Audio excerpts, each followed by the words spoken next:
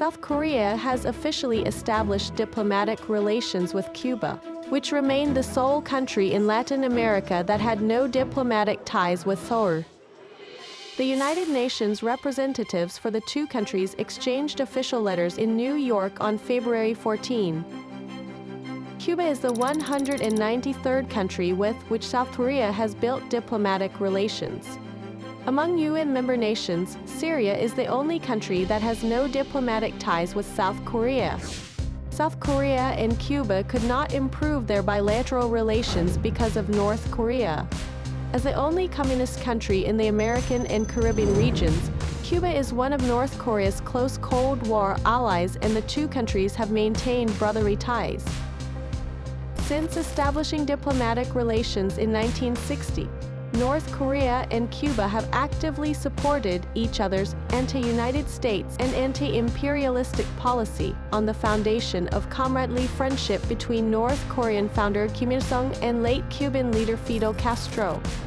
When serving as the president of the Council of State, incumbent Cuban President Miguel Díaz-Canel visited Pyongyang and met with North Korean leader Kim Jong-un in 2018.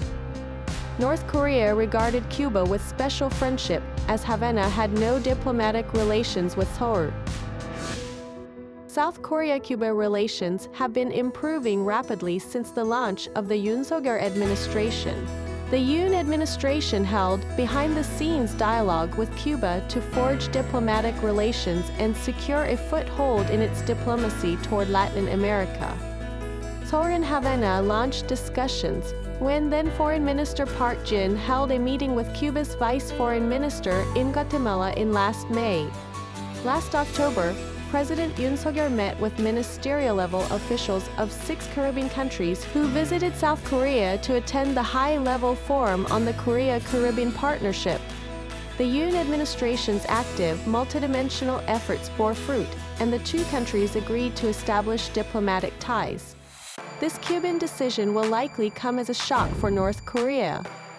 옥장이 무너지겠죠.